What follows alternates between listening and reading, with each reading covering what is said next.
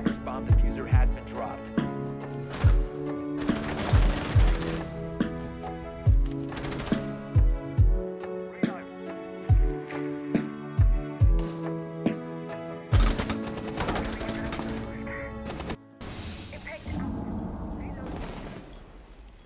Incoming adrenaline boost.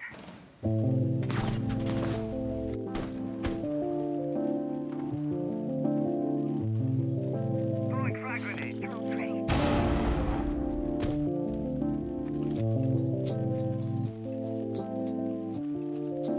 Incoming adrenaline boost. Diffuser. 10 seconds left. Attackers have located a bomb.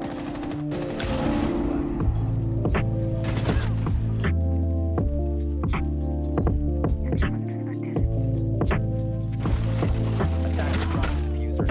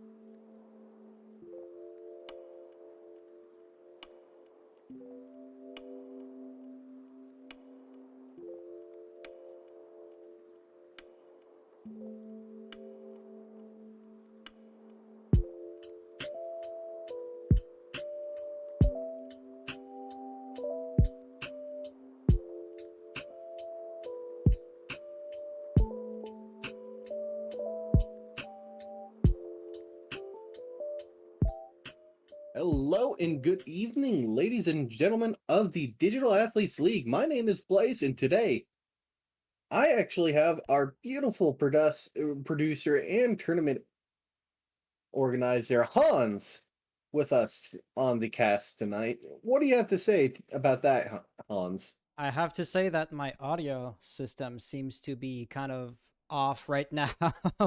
I just production problems. Stream is hearing me and everything, but it's not. It's coming out where we're supposed to be hearing the game, but it doesn't matter. Welcome everybody. Like you mentioned, this is going to be the second game of the entire year, and I have to say we've got some new things today that we'll be using in production for the very first time. One of those has been multiple months in the making and is admittedly still beta, but good enough, as I like to say it. And the other, Blaze, I was very active in the chat yesterday to make sure that everything looks fine on that end, so you know absolutely what I'm talking about. That tease put aside, why don't we talk about the teams that are going to be playing tonight? All right, no problem. Tonight we have a pretty interesting matchup. It's going to be Team Eevee versus Team Mystic Academy. Now, for those who might not be aware, Team Eevee, pulling up my notes just real quick, is going to be made up of some pretty vetted T3 players. We have Aggro, Baron, Cryptics, and Spy, four of which have been in the T3 scene for at least a solid year and a half to 2 years minimum, and are all putting up good performances whenever they're on a team. So really strong roster coming out. But then again, on the other side of the bracket match tonight, we have Team Mystic Academy. Again, very vetted players on the team. You have Natural, Devil, Nebsy, Repo, Spider, Weston, Kaiko. Just a very solid roster and support staff behind this team. And as well, we can already see that our bans have already been taken through and completed. We have Bank and Villa being banned, Eevee and then Mystic.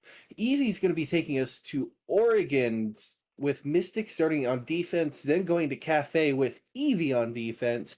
Chalet and Coastline with Clubhouse being our decider tonight. Now, while we do have Borgen in Clubhouse as a potential decider map, Cafe is what's going to be interesting to me here.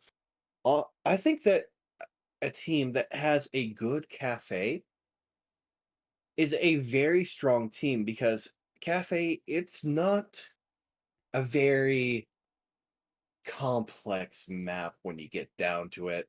The most default way to play it is go from the top floor all the way down to the bottom on every single bomb site till you hit the floor with the bomb site and get that clear going, get the players flushed back to their site, and just go for it, site execute.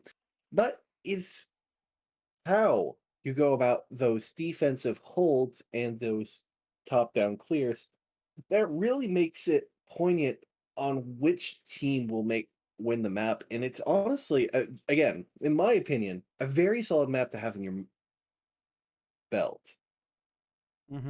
So, you know what? You've been talking a lot, so do allow me to then jump into the next idea of the logical. That's all right. I'm doing production in the background. I am glad that the background noise reduction is good enough so that you didn't hear like the multiple notifications I got. Somebody's texting me on Twitter, and you always want to take a look at these because it might be, you know, somebody telling me something's wrong with the stream. So I'm totally busy here. For context, we were not supposed to stream this match. We were supposed to stream another match at 8 p.m., which ended up in a forfeit. So since we had two matches tonight, we ran down to like this 7 p.m. match. And one of the casters that was supposed to be here couldn't, like, with the new hour change. So I'm now going to be producing, casting, and observing, just like the good old days. But with that being said, allow me to bring us to this scene right here. Newest edition with the standings as of now. So if you take a look, you could wonder, like, what the hell is happening to Team Mystic? First and foremost, Team Mystic being a team that has not exactly disbanded. But they have decided they had not enough free time for their for this league, so they left. They basically forfeited all their matches. The only victory they have is against like another team that like it was another game where their enemy had forfeited before. So Team Mystic might as well have like 0 victories and by extension 0 points. Team Mystic Academy, they are truly in a position where they only have 1 point and the other losses are actual games played, right? Once again, if you look at Team Mystic, they have one win, 0 losses because they're all like technically forfeits, which kind of do count differently in like the tournament system. But then the opponent is Eevee, which is going to be the first at the very top of the leaderboard. So if you look at this, you could say the deck is stacked. The stats are not looking too great for Team Mystic Academy, unfortunately. And this is where I would also want to, in the background, fumble a heck of a lot to prepare something else. Because like I mentioned, this other thing I want to do is beta, but should technically work. I say as it does not seem to work. I'm gathering also player stats. And so we are using the, what's it called? R6 Analyst stats, or we use R6 Analyst as a way to track the stats. And so it has been broken for for the longest time. And so the statistics I'm about to show are very, very partial. Oh, and I just now realized also that I will need to add the audio in that other scene. The statistics I'm about to show are very partial. They do not contain, or they do not represent the entirety of the season. But let's take a look at Team Mystic Academy, which, now that I look at it, they have yet to update their logo. Because if you would remember, they started the roster, or they started the season rather, as Unreal Nightmare. They changed the name, didn't change the logo. It is what it is. If you look at this right here, and this is what I was talking about, Blaze, I don't think even you were made aware of that. You may see that Kaiko has played under both his Kaiko and Kaiko.miss gamer tag. So he's there twice. And once again, there are only very few matches shown in there. Like 3 plants, 2 plants throughout the entire season is just not a reasonable number at this stage. But it still gives you a rough idea of what the player is worth. You know, headshot percentages, it's a ratio, KD, rating, you know, the entry, and any other like hard numbers that just add up and just keep on climbing the more matches you play can be put to the side. But this is what we have right here.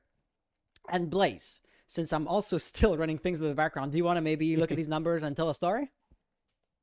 Sure, I can go ahead and quickly tell a story. So, right now, looking over all these stats, just real briefly, on this team, what I'm looking for here is I want to keep an eye on Nebsy and Weston. They're going to be the 2 entry players given those stats. And while their ratings might not necessarily reflect too great on them, with a 0.7, with a 0.8 and 0.9, almost positive KD, but that entry stat is going to be pivotal. They have, I believe that is a 6-4 and 4-1 entry, meaning for with Weston, for every 4 opening picks that they get, they only are the opening death once, and for Nebsy, for every 6, they're the opening death 4 times.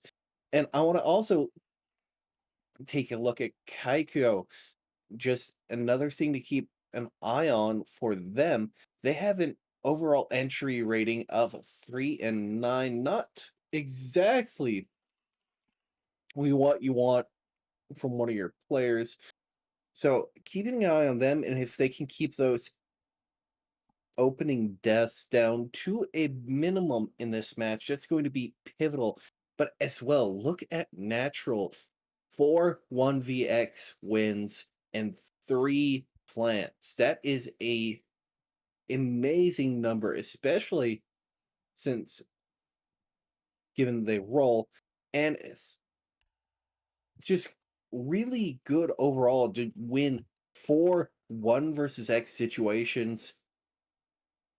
And as well, we have Nebsy and Weston bringing up the back with 2 1vx's on Weston and 1 on Nebsy, with as well 2 plants. And another thing to keep note of from Kaiko is they have overall pretty high headshot percentile overall on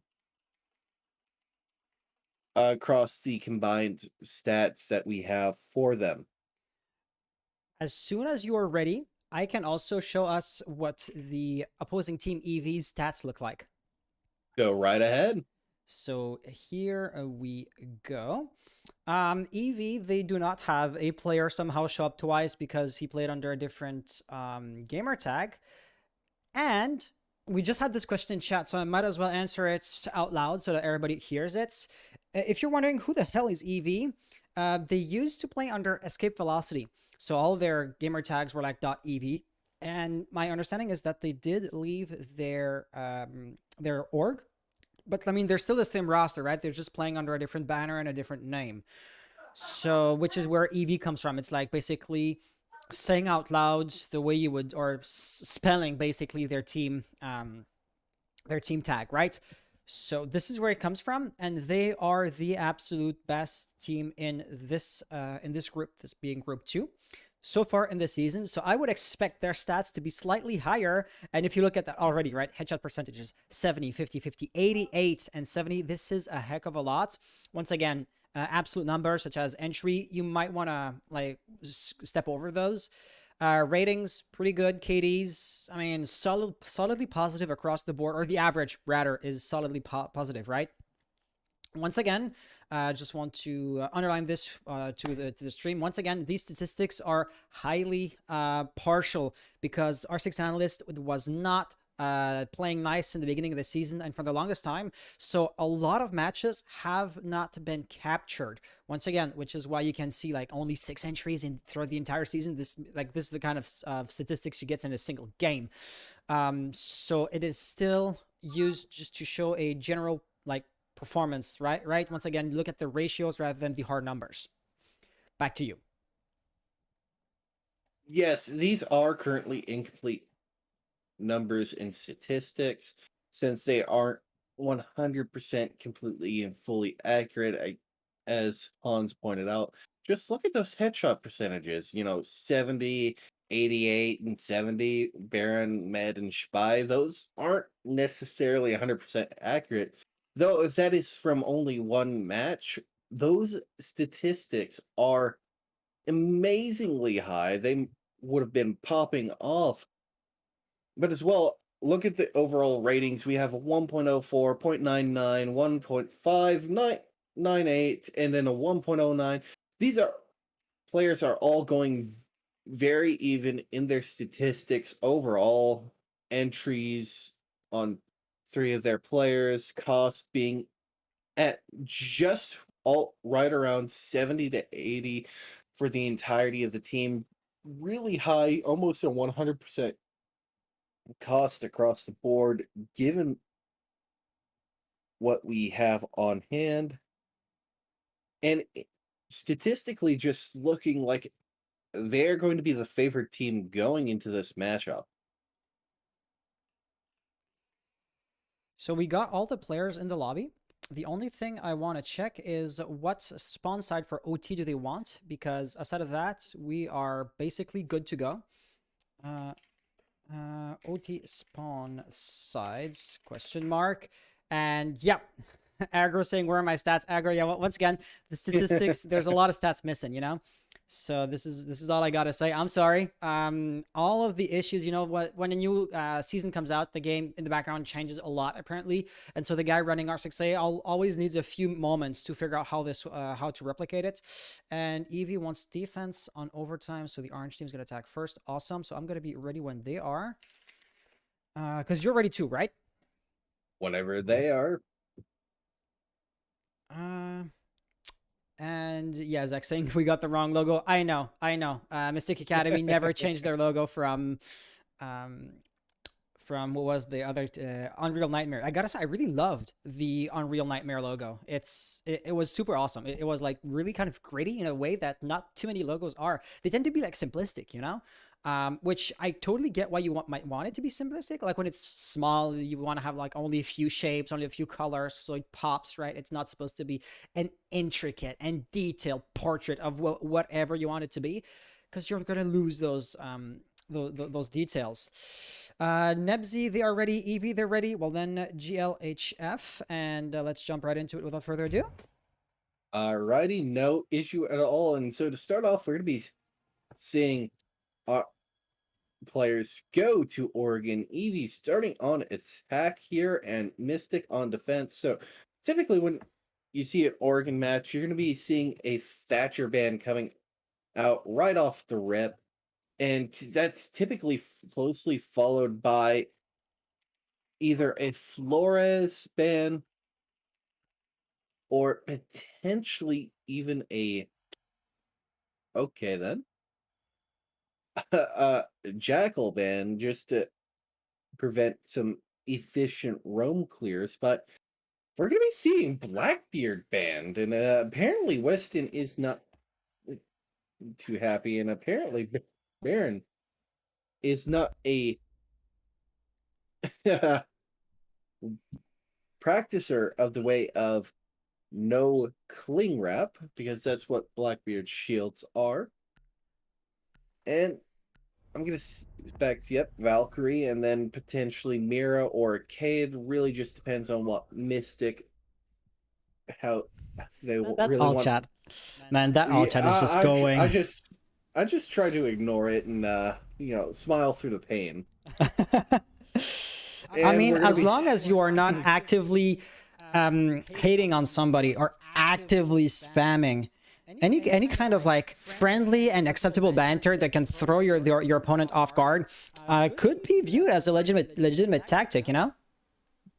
Yeah, I mean, just look at Dota 2 and OG's first TI tournament win. Lakad Maratag just constantly spammed. Mm-hmm. And to start off, we're going to be seeing a pretty interesting attacking lineup coming out.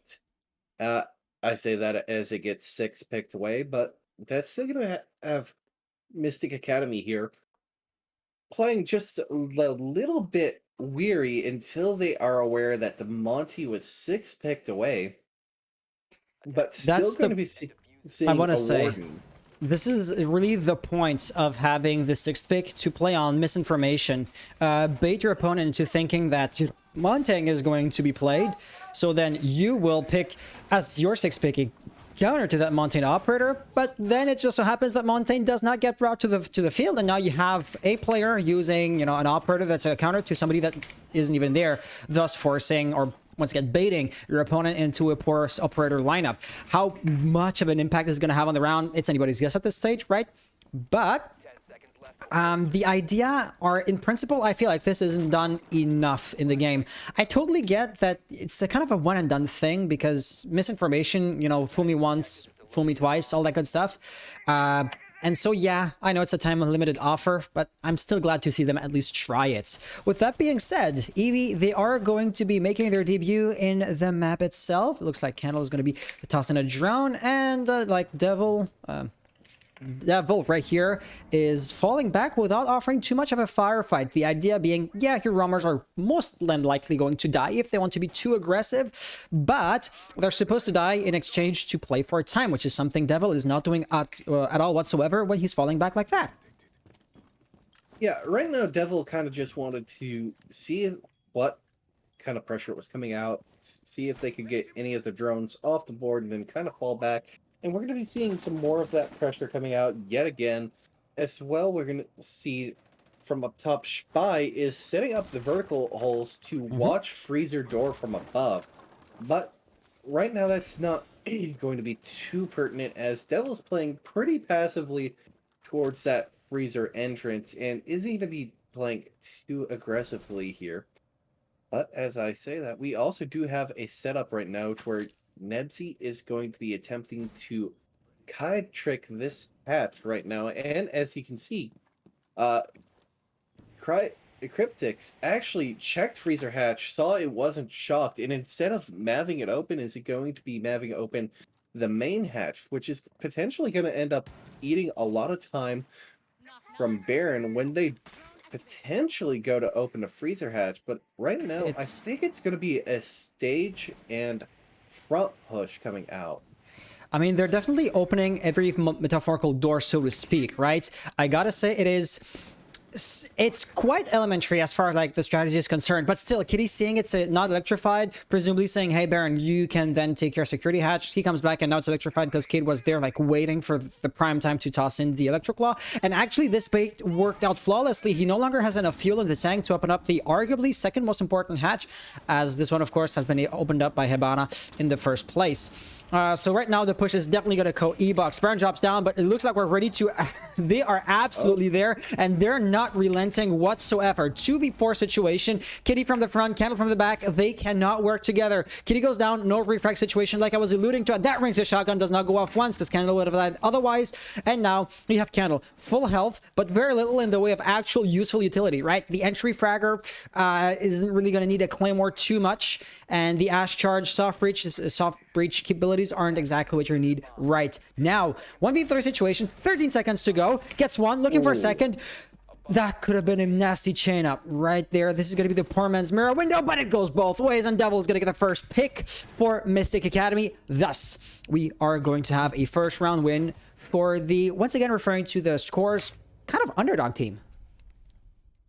Yeah, we nearly saw a very, very good situation for Mystic turn sour there, as Candle on that Ash with the G36 nearly did, as you said, chain those kills together to make it a 1 versus 1 situation with about 15 seconds left on the clock. And that could have really been the nail in the coffin for Mystic Academy on that first round, had that singular shot been able to connect instead of running out of ammo in the clip there. But Siege is not one off of what ifs, and if it happened, it's one off of player action and what did happen. Moving on, we're going to be seeing a top floor kit and gains defense coming out from Mystic here. Seeing a pretty standard lineup coming out with the Malusi, Smoke, Goyo, Wamai, and a Kaiden. A little bit uncommon to not see a Jaeger in this situation, but 5 seconds left before with There's every a Wamai. pick, yeah, with every pick there is a reason, and there's already a lot of bulletproof utility on the board that has to be chewed through by Eevee. They do have the explosive capabilities to deal with that. Two Ash grenades, 6 normal grenades, and as well a Gone 6 on field. But we already have Spy, who's going through the basement. Well, we're seeing Aggro going through and clearing from small tower shower side. And as well, we have a lot of control getting taken by Spy as Weston gets caught out by that Gemini clone. So he's starting to feel the pressure mounting and closing in on him in this extended security hold. There is a fair number of roamers right here, right? So you do have Weston, you do have, who takes a nade, as I say. You have Kaiko, and Devil isn't too far off, I want to say either, or he moved since. Okay, my bad on that front. Devil gets the first pick, though. This really does go to show that a solid, you know, flank established roam game working together is not to be underestimated. And actually, that is going to be natural from up top, also like basically covering their teammates from the other side. And all that put together can make the defenders or the roaming defenders really have a tough nut to crack. I say as it doesn't really matter because there's also action happening elsewhere on the map. And for example, if you're looking between the floorboards when somebody's like actively walking up on you, not saying that it's the case right now, but if it was to be the case, well, then the guys on the first floor would be left to their own devices as they're basically all dead now. So 1 minute 25 seconds on the clock, roughly half the round remaining, right?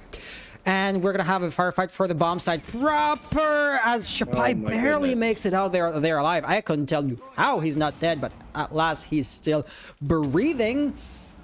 But too many players on the side of Eevee are losing health. You know, it's just the war of attrition at that rate is not going Eevee's side. They're going to have to get a couple of picks without getting any damage dealt in return. And I got to say, looking at natural smoke grenades, they can be a legitimate threat to Shipai and Kitty if you were to be in a really, really late round situation where you kind of have to push through the smoke or let the timer run out. So, tough situation all around. They're trying to establish cross angles, but, you know, Kitty, of course, nobody's going to peek you.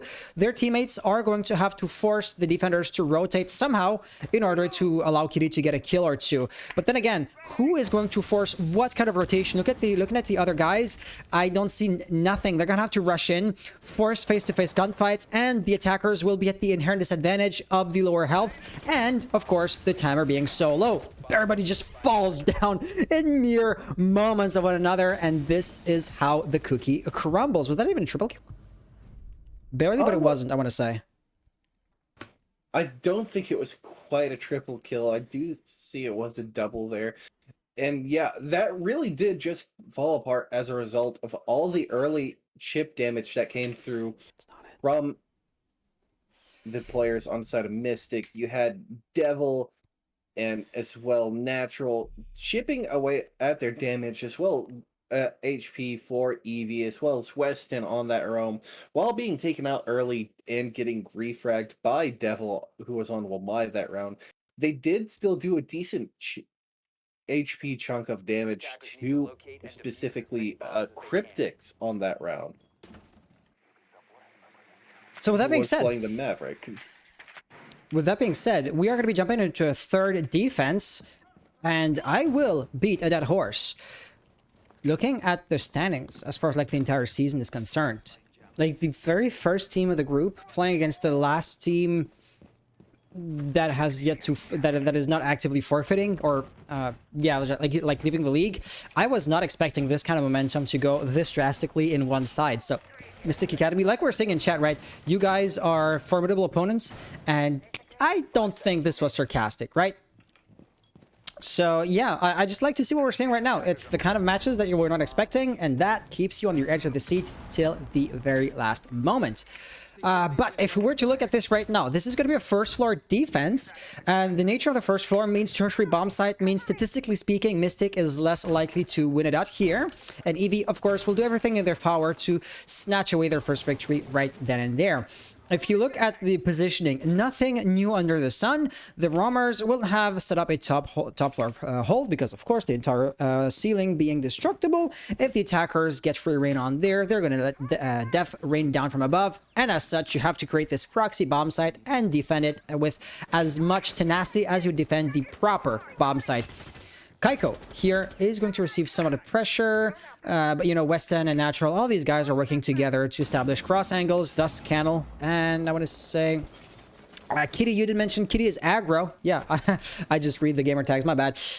Kitty and a couple of other guys are going to be trying to get those roamers out of the way, but for the time being, they're probing more than really committing to a push. Yeah, right now just kind of poking, prodding, trying to get that top floor map control away from these players on Mystic Academy. Natural, I believe I saw Nebsy and Devil up top as well. I could have been mistaken on that. But right now, Natural kind of give away their position there by trying to shoot at the drone that didn't necessarily see them, is aware of the players over by Trophy, sees the one on Big Window. I think that's potentially Cryptics, and oh no, Cryptics getting Natural and Candle getting Weston. That's going to be a huge boon, as well as Spy and Cryptics with another one, putting Nebsy in a 1 versus 5 situation now on low HP, going against Ash, bottom white, and Ash going for a little bit of the flare there. Switching weapons is faster than reloading, going for the pistol shot and closes it out, putting his team now on the board in a very dominant round coming out from Eevee. If that was not deserved, I don't know what is. I mean, they just needed 2 rounds to wake up, and now they are absolutely warmed up, ready to go. And man, this is just the 1 round, but it is definitely going to be a momentum builder. Not that Mystic Academy are feeling down by just the 1 loss, but they will definitely not want Eevee to build momentum off of this, because if they do, oh well, the tides are about to shift.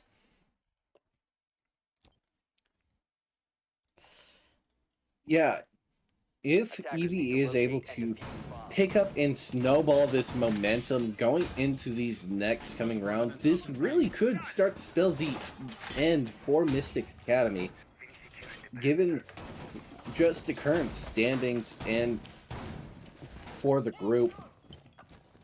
Right now, if I'm Mystic Academy, I want to try and dial down that a little bit of mid-round aggression that costs them there in that round, and repeat what we did in the first 2 rounds to 10 really seconds left. just tie together this next round, 5 seconds stop the snowball before it even begins, and secure the half at minimum 3-3. Yeah, a 3-3. Thing is, the 3-3 would be numerical equilibrium, but considering the map is, you know, it's an asymmetrical game by nature. The defense still has it even so slightly easier. So if 4-2 would really be ideal for Mystic Academy, and so far, I mean, just have a repeat of the 3 first rounds, and you would have exactly this kind of situation play out. You have this very first line of defense, which will be Devil. He tends to fall back really quickly. The drone saw them. And this round will be no different. And I was going to say, if somebody runs up shower corridor really quickly, they could cut off the rotation. That's not going to be the case. And as such, Devil is back on site with, you know, everything intact except for, I want to say, the slight damage he took from his own impact grenade. The one thing, though, is we saw this exact round play out before, right? Round number 1, that is. And so, Miss Eevee, they're coming in already knowing what to expect, and as such, with any luck, their reaction times and their game knowledge, in a very broad sense, are supposed to be better than the very first round, and as such, their chances of taking it home this time around should be a tiny bit better. Yeah, if they go into this round remembering what happened in that first round, they really should be able to swing it back into their favor, and especially if the Maverick doesn't waste too much of their torch trying to open this main hatch like they did on that first round, saving enough gas to try and open that open. As well as on the other side of the map, we're going to see Baron already going through an opening, and that Kite Claw did end up getting deployed, but aggro here, currently giving away their position bottom freezer, but they have taken quite a bit of space and pressure here. And had that not have been a brick wall, we would have seen Natural getting their head taken off there. But it is unfortunately brick. And actually, the Kite Claw gets spotted out, and Thermite opens the hatch. It's going to force Devil play a lot more passively on this hatch, while this ADS clear is going out for aggro to try and nade him out of his position. Moving in. 40 seconds left on the clock. The pressure is full on this part of the map, but thing is, they're still forcing themselves through a choke point, right? The 1 corridor should be really easy to shut down, assuming you don't take a nasty bullet to the face. Devil is still going strong, playing the back and forth game. I want to say Kitty did, or Aggro rather, did inflict more damage than they took there, but both players still not doing too great after that engagement. However, Eevee now has full and uncontested control as Aggro gets another kill of the freezer area. So now, as you can see, the remaining defenders are like spread out. Weston is holding on to bomb site, but not even on site itself, you know? A plan could have been more or less feasible, but that is if the attackers were not to all just kill over and die at the very same second. Unfortunately, we kind of missed that. That is totally on me. My apologies. If you want to throw virtual Rotten Tomatoes my way, do feel free to do so. But yeah, so this is going to be another defense for Mystic Academy, kind of putting a dent into the hypothesis that I said, oh, well, they are... Eevee are going to know how Mystic defends, and they're going to react accordingly. They did. It's just that their reaction wasn't enough to get them the victory. Think, for example, the Electrified Hatch with Maverick. Remember how the first round that didn't work out, and the second round, well, then they just baited out the Kaid, tossed the Electric Claw, then Maverick came back, just breached like the pinprick hole, just destroyed the Electric Claw, and then Thermite was able to do his job flawlessly. So they are adapting. They, of course, do have aim and brain, but that was just not enough to counteract what Mystic does. You know, you knowing what your opponent does not mean you're actually going to win it out, as we saw right here. So this is going to be basically attempt number 2 at counter-stratting your opponent, knowing what is coming. But Mystic Academy are also bringing a new thing to the table, that being, of course, Capcan. Trap operators of any kind, Capcan being a prime example of that, are a one-and-done thing. You see the trap operator, you know there's a trap there, and you're going to start to actively look out for those. So the advantage of surprise is crucial, and this is the only way Devil is going to get a free pick or two this way. But like I said, one and done, it still is going to be an addition to the team, which could throw Eevee off guard somewhat for this one round. Yeah, that really could throw off the momentum of their initial entry onto the building, specifically on the master side, if they weren't going for this small tower clear, with Cryptics playing a little bit passively towards the master side. Candle already spawning out 2 of the 5 Capcan traps deployed across the map, so that is 1 instant kill trap removed from the board as we're getting this dining and shower hall control for Eevee currently.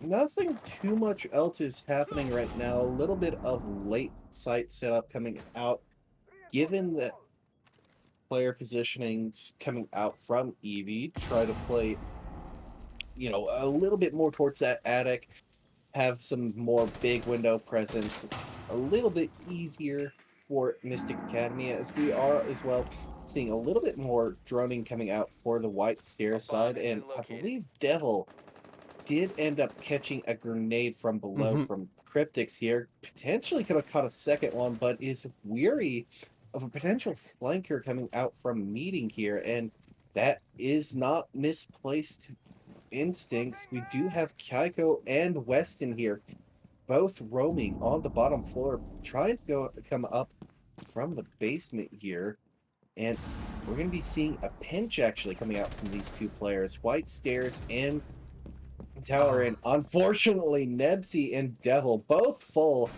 on the site, but Weston's able to get a refrag onto Candle, but Natural, and again goes down on the site from the big window. But Weston, yet again, off the back of some heroics, does get another pick. Jaiko with another one. This is now looking like it's completely going back into Mystic's court yet again. Aggro and Cryptics in a 2 versus 2 now as Kaiko goes down, but Weston with a triple kill and the quadra kill! This man can't be stopped! Even Weston is impressed. Wowzers, you put it best. There is no stopping an unstoppable force. And you know what happens when an unstoppable force meets an immutable object? Well, that's not exactly what happened here, because after all, Mystic Academy were able to bring it back. I was not seeing it happen. I have to be totally honest with you. I thought this round was over and done. You got 5 players at the beginning of the round. 2 of them are roaming all the way down to the basement. So the roam is going to take a lot of time to get set up and to get executed. At the very same time, 2 players die on bomb site. That leaves you with only the 1 smoke to stay alive and to hold on to site. The attackers, smelling blood, try to rush in, but it only takes 1 gun to shoot a bullet in your face. Rinse and repeat until everybody dies. I did not see this coming, and I don't think Eevee did either. That was just some immaculate gunplay and positioning coming out from Weston there to get their first 4 kills in this match, and their most impactful round as well. Not only cinching out the round in spectacular fashion, but as well showing a display of dominance that I'm still reeling from. That was just absolutely perfect coming out from Weston on that roam with Kaiko to back him up. Oh boy, when you just count the roamers are out, this is when they're going to surprise you. Because I really thought, oh well, like you were talking, so I didn't get the time to entertain this idea, but yeah, they're gonna have to walk up a flight of stairs. This is going to make their movement so predictable, so easy to cut off for the attackers. And yet none of that happened. Like, Eevee, where's the Claymore? Where's the Nomad? Where's the flank watch drone? Because if you know they're there, you're going to act accordingly. But that rotation did not get cut off. And at that point, they came back on site and they were just like any other anchor. I say as Weston's going to take a lot of pressure, but everybody being like focused solely, I say as my internet is seemingly dying. Yeah, our connection with Twitch is dead right now. This is gonna add like a couple of seconds to delay. I'm still in the game. You're still with me? Okay, yeah, internet really did glitch out a little bit. Still there? Yes, still here, but looks like Candle did end up getting refragged. I do believe that would have been Nebsy there. We didn't quite catch that as a result of the stream lag. Yeah, sorry But about as well, that. we had Devil going down pretty early to Cryptics here, as Attic Control now falls to the side of Eevee for the most part, but we still have Natural and Kaiko still holding down this positioning, as we have Aggro and Spy trying to go through Green Hall here. A little bit of delay since the grenade nearly got body blocked there by Aggro. But we have Nebsy getting some setup as Cryptix ends up nading down the full HP Natural. That's going to be a boon for Kaiko, who has to end up falling off this hatch and giving up full top floor control to Eevee. But we still have Weston over here by Garage trying to get some split pressure towards Tower, waiting for this person to walk out. Does about 60 damage to Baron, who did have a drone on Weston, but it's for naught, as it's just a little bit of traded damage onto these players. Sandbags currently getting naded, but no one currently positioned there. Good common angle to pre-nade, however. And right now, just vying for meeting control, waiting for the players to start pushing in, going for this execute, as we're going to see Nebsy playing for C4 onto stage from below Evox hatch. Don't underestimate that. We just saw what the roamers can do, so even if he has to walk back up the stairs, and right now the Nitro Cell works out flawlessly, just like you expected. Kitty Cat, the flanker, now is getting a triple kill. Actually, that could be an ace if he pulls out this clutch. And as he was the support player, this is even more surprising. Nebsy from the basement area is very hard to out. I mean, the timer is down. He's got to stick to the plant, and of course, the plant does not go out. So as beautiful as it would have been to see ace written down on the screen at the end of the round, this is just not going to happen as yet again. Team Mystic Academy is going to take a round, thus forcing a 5-1 first half. I don't believe anybody would have seen this kind of scoreline coming. Yeah, it's a little bit surprising, even if this was Mystic's map pick, just because currently standing-wise, Eevee has won every single one of their matches that they have played currently. And Devil sitting there forgetting that Blackbeard was banned, so not being able to sit and pick the crutch off. So There. I gotta say, you guys were the ones who banned it. So you were the architect of your own demise? I don't know. I mean, I'm still unsure as to why Blackbeard was banned, to be honest. I mean, the operator is no longer as OP as it was when it came out, like back in year 1, right? So it's rarely played, so this really does smell to me like as if it was a target ban. But then again, if you're hurting yourself more than your opponent by banning the operator, well, then this wasn't exactly the right ban to make. I just want to really quickly ask you this, because the chat did mention that this might not be 16:9 90 FOV. Does the like aspect ratio look weird to you, or am I like just dumb? 5 seconds remaining. You could just take a quick look at the display settings. Yeah, I didn't want to do this. No, we're on. Everything's normal. Sorry, guys. All right. No, 16:9 90 FOV. I would think it looks weird. It looks weird because we're always playing in 4/3 or whatever kind of weird resolution everybody picks. Yeah, a lot of people play on 4:3, 3:2, 5:4. You know, a lot of those stretched resolutions. So sometimes 16:9 90 FOV Oh, well, doesn't look at chat. quite look right. Look at Oh. chat. It looks like Pro League actually uses 16:10 right now. So that's Ooh. where the confusion comes from. Okay, well, I guess you learn something new every day. After this round, I can put it in 16:10. Doesn't matter. Doesn't really change anything on my end. So yeah, sure. Well, anyway, Let's talk off about the round, yeah. Semantics of settings. We've had Cryptics die somehow. I wasn't really paying attention to the match, but as well, we nearly had as well Kaiko after nearly taking the head off another player going into basement. Looks like they got picked off trying to swing trophy, and I think, yeah, that would have been Nebsy. No. No, it was Devil actually who got that pick. Because Nebsy got their third kill off the C4 in the previous round. But right now, I a thought lot of I saw tower... the ARX in the kill feed, but that might just be me not paying attention and remembering something that didn't actually Could happen. have been Weston. We got Regardless, that's two gonna be another nade involved from in below. and as well Yes. aggro So getting a both. pick of Devil. I just want to note, we didn't have the role swap just yet, so when you say nades from below, it's a different team using the same tactics. So on that front, both teams are absolutely agreeing with like the right thing to do in that kind of situation. I always do enjoy seeing different teams doing both the same and different things because, hey, who's the best at this given strategy? Nice peek from there. He's going to be unscathed as far as the Candela charge is concerned. Then again, rushing a blind enemy might be good. Rushing an actually competent enemy could be dangerous, but if you still win the gunfight, doesn't matter if they were blind. Not really. Diffusers being planted, the Candelas are going to play for time, and I guess taking the few seconds to revive your teammate is actually a worthwhile investment, especially since Kitty still has the Nitro Cell. So from below, that could be a nasty pick, but you gotta know where they are because tossing this kind of utility, it's way too valuable to be tossed around on by trial and error, which is exactly what we saw right here. I am disappointed in you.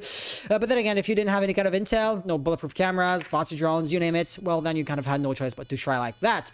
You know, woulda, shoulda, coulda, toss the coin, it works from sometimes it doesn't, and now you have to walk up the stairs. Lewis, he is get the first kill, but gets refragged immediately after. Mystic Academy, is it gonna be a 7-1 victory for the first map by them? This is not what I would expect. Oh. Let's take this one instead. As a matter of fact, just looking at the scoreline, with the single exception of Barons sitting over at Krispy Kreme here, it's a pretty even scoreline across the board. You would think that the match would be a lot closer than it is right now, just off the KDA alone. But this being a 1-6 scoreline, it's honestly a bit shocking. Yeah, it really is. I mean, do you want me to pull up the the seasonal rankings so far? As a reminder, Eevee, they are ranked first. Mystic Academy are ranked dead last if you were to ignore the single team that has forfeited and left the league due to lack of time on their part. So, yes, I was not expecting this. Also, just to specify, this is technically a round 3 match. So the round 3 was the last round before the before the holidays, basically. And I said, feel free to play this round at a later date rather than like forcing somebody to play around Christmas Eve or something like that. So there's like fewer statistics in for Mystic Academy and for Eevee, which is maybe why we were seeing these unrepresentative stats. Simply put, the small sample size may not be representative of what the teams are worth as a whole. Either that, or Eevee will just wake up after map 2. I guess time will tell. Round number 8. Jumping in. You want to take it away? Yeah, no problem at all. So here we're going to be seeing a basement defense yet again. For the first time coming out from Eevee, swapping it up after a pretty paltry top 4 defense coming out from them that really ended up crumbling in the end. And as we can see, Shy gets not only spotted out by drone, but naded from big window, and having Devil get full top floor control just like that, forcing Cryptics to fall off of Freezer's stairs, giving a lot of spacing control to Mystic Academy, as we're going to be seeing Kaiko getting droned in here. Potentially could get another pick. Does spot out the Kite Claw. Going for a little bit of ADS burn to make sure that their freezer is clear at that second. A little bit of a misstep from Kaiko. Does end up having to burn a second impact to get rid of that Kite Claw, but it is still removed and allowing Natural to be able to open up that freezer hatch. And we're going to be seeing some more meeting control and potentially a backstairs push coming out from Mystic, as well as some split front and freezer control. Right now, nothing too much is going to happen, as we're going to be seeing Nebsy having open hatch, but Cryptis Nebsy's alone. Yeah, Nebsy's alone. Cryptix is gonna get this flank off potentially, but flank drone is there. Does end up getting red pinged, I believe. So they're gonna end up falling back down the stairs, trying not to get their head taken off by a potential second player. Natural here, doing their best Metal Gear impersonation and hitting the deck like a snake. But right now, still a lot of control in the hands of Eevee, even though they are a player down, moving into these closing 40 seconds. In one word, stagnation. The situation hasn't substantially changed in the last, I want to say, minute and a half, and now they're down to very little time. They stagnated for some 2 minutes. How are they supposed to now make up for the lost time? My guess is they are not. Mystic has no momentum. They try to walk in, and they're just gonna die, I say, as the gunfight seemingly go one way, but then again, they are going both way now that we see more gunfights happen. Kitty right here could get a nice flank. He's gonna have to because that's the one alive. Gets potentially 2, gets 1, looking for a second, but Kaiko does not peek. Weston, of course, planting, so the name of the game is time. And yes, the timer does, or the plant does go down, but Weston now last one alive, out of nades, out of drones, and there is not much in the way of knowing when the diffuser is going to be destroyed. He's running for dear life. But the flank, I don't think the flank's going to be expected. Diffuser. Position compromised. He's got no idea. No, he knows. Okay, Oh, there no. has to have been like a camera or something. Baiting, playing for time. Weston knows exactly what's up. But Weston, so on health does not matter. Oh my Weston, goodness, not again! not again, like you mentioned. This was nutty. The second time this match that everything was in Weston's hand, and the second time that Weston went above and beyond for Mystic Academy in the course of 2 rounds, putting the team fully on his back, ending 10-5. That's a 2.0 KD for those of you who want some quick maths. Who doesn't And- like with maths? And as well, the 1vx coming out in that second to last closing defending round from Weston, that single-handedly had to be the mental destroyer. You had your entire team set up and ready to just win, go up 2-3, but then your team crumbles to the sound of 45 ACP ripping through 1, 2, 3, and then 4 players to close out the round. The Vector is an amazingly powerful and potent gun in the right hands, and unfortunately for Eevee, those hands were in Weston's, and he cleaved right through them. Okay, I am still slightly unsure of what's actually happening. Oh dear lord! I know. I'm sorry. Okay, audio's weird. I'm gonna have to do some. You have funny mic. Yes, I do have funny mic. OBS being funny. We're gonna take a 5 minutes break, guys. We're gonna be back in just a few minutes with map number 2, because my mic was good in game, but now it's no longer good. I don't know what happened, so let's fix this. Yeah, guys, we will be. Let me just set the countdown or something like that. Right back here shortly, ladies and gentlemen. Exactly. Enjoy your break while we have Hans fix his mic and not continue to blow out our eardrums. Oh yes. See you soon.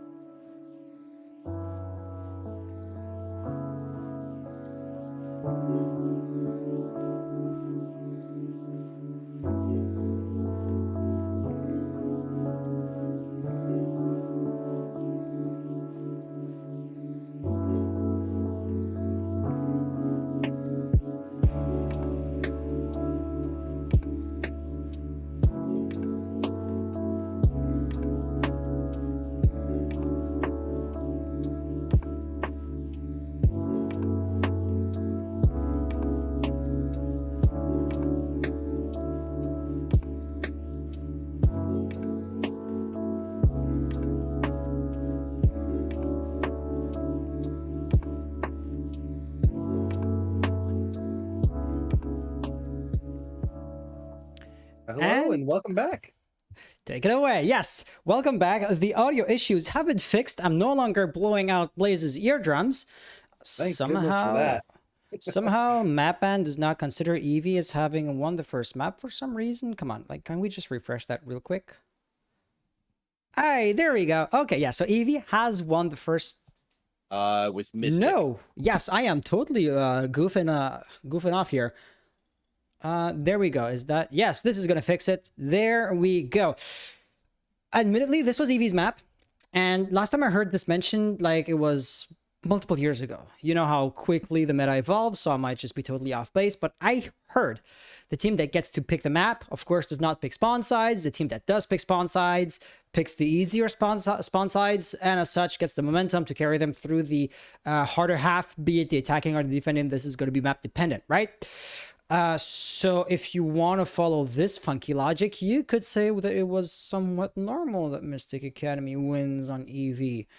I am absolutely mincing my words because this is, like I said, funky logic that is multiple years old. I mean, Now, we saw some pretty funky bands, so it's understandable. that is absolutely true. Now, we are going to jump into Cafe Dostoyevsky, which is Team Mystic's pick, and as such, Eevee decides where to spawn first. We have the players just about ready to start. I want to say, yes, they're both saying ready, so I'm going to say GLHF, and let's jump right into it in 3, 2, what am I joking? We don't need a countdown. We need kills. We need pictures of Spider-Man. Exactly. Other funky thing is, with any luck, this 5 minutes break in between the two maps will have allowed me to fix the map bands. Not the map bands, sorry, the replays, which is something that wasn't quite working. And hello, funny person in chat. Do I want to buy viewers? I do not. Okay. So, hey, you want to talk about those operator bands? Well, starting off, we have a default ban. Old Man goes back to the retirement home. Thatcher off the board. And Maverick as well. Now, for those who might not be aware, Maverick is actually one of the quintessential and pivotal operators for any bakery attack for cafe. So he's typically used to put lines of sight inside of prep and as well opening up the main bake wall. With him being off the board, it's going to be so much more difficult for those bakery takes to go and happen, and it might just end up having to be a top floor take.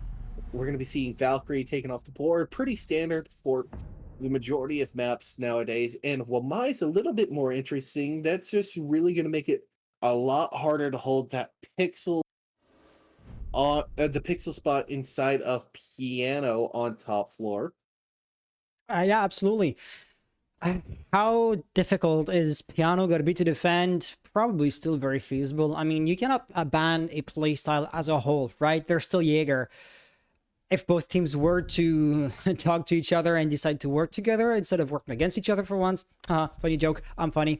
Well, then I guess you could ban both Jaeger and Wamai, but this is, of course, never going to happen. And as such, there you have it. Well, Jaeger really is just going to be the drop-in replacement, and it's as if Wamai wasn't even banned in the first place. You know, there's no really alternative to Valkyrie. There's not too many alternatives to Thatcher, because, I mean, we're not going to even mention Kali, right? But for Wamai, yeah, Jaeger's going to make an appearance. That was predictable. Yeah. As well, we're going to be seeing a Rooney being on the board, and a little bit more interesting, Castle. Now, Castle is still very strong on Cafe, with especially that fourth barricade look at being this right here. implemented. So specifically that highway window, it's a big point of contention for anyone trying to play inside of the bathroom or inside a pixel, as it allows for easy line of sight and lineups for grenades from that hallway. And as well, we're going to be seeing the piano walls be castled off, and potentially that last barricade is going to go onto white window. We're going to have to wait just a second. No, instead it's actually going to be going onto the cigar door. That allows for someone to play inside, potentially with a shield. Oh, And but Baron. which one was Spawn it? peek. That was Baron. That Baron was being onto aggressive. Devil the Buck. And Yeah. I think that was a bakery push being stymied Yeah. by an Buck would aggressive make play sense. there. It will make a lot of sense for Buck to be down in bakery because, of course, he's unlike Sledge, capable of playing bottoms up vertical play, and you know the entire floor is destructible. It's rare, granted, to see bottom up vertical pressure as compared to like the top down counterparts, but it still does happen. We and are you actually can- going to be seeing that bakery, that cigar shield. I just want to make that Yes. a quick point. This is very strong. We have the castle barricade also pre-prepped 8 punches, which for those who might not have played in a while, castle barricades have gone from 12 punches down to 9 to be broken. So 8 punches preps the castle barricade to break in a singular hit. And this cigar position with the shields and ADSs is very potent as it cuts off not only the new hatch drop, but as well the red hatch drop. It makes it immensely more difficult to try and take and open up that red wall, but we do see Spy taking a chunk of damage from a grenade, but Spy gets an amazing shotgun shot onto the red stairs, is aware of the line that is dropped, but isn't able to hit the shot. Nebsy gets the trade, but that's Devil and Kaiko off the board. Devil not even getting an impact on the round, and Kaiko already having used their nades. That's still a huge blow, as that's 2 guns off the field going into the final 50 seconds here on a top floor take. A bomb has been Arguably, located. however, the one kill that the attackers got was pretty important because the smoke in the later stages of the round can be so important. And that time, well, he's going to be just shining by his absence. That's a French expression that's, when translated word for word, does not sound too great in English. My apologies on that front. But yeah, what are they going to try? The attackers are pretty spread out, so there's not too many like refrag possibilities, right? If Weston dies, who's gonna swing? Not natural, that's for sure. Nebsy, maybe. But then again, I mean, they're just making way too little progress right there. You gotta push something, and you know, the fuser's just been lost. The other guy also dies. That's a double kill. Get the refrag there. Gets a double. 12 seconds. 2 more kills to go. If Eevee just keep on presenting themselves, that could be doable. Nebsy didn't take any amount of substantial damage. Firing that reveals positions. Gets maybe a triple. That's a quad in total, actually. But the timer goes down. Candle is thus going to be the last one to fall. And this is how Eevee are barely, and I do mean barely, going to win the round. Okay, That my apologies for was that. completely and nearly a huge blunder coming out from the side of Mystic Academy there. So close. They, well, it was a huge blunder for Mystic Academy, but almost for Eevee, they nearly let Nebsy get an ace clutch with Attackers need to nearly a locate and defuse few bomb. seconds left on the field. It was off of aggro's smart reposition. The second that Cryptics ended up going down, putting them in a 1v1, that he decided to rotate through Whitehall into bathroom to make sure that he couldn't potentially be fragged unless Nebsy, that was just a complete and utter mad lad, and just pre-fired the bathroom wall. Don't underestimate the fact that Lion also is quite the entry fragger, right? He's supposed to be a support operator, and that's the thing, right? You would tend to think that, oh, those support guys, they play support because they can't fire a gun. I mean, I'm definitely the guy that's gonna pick Monty because my gun skills are atrocious.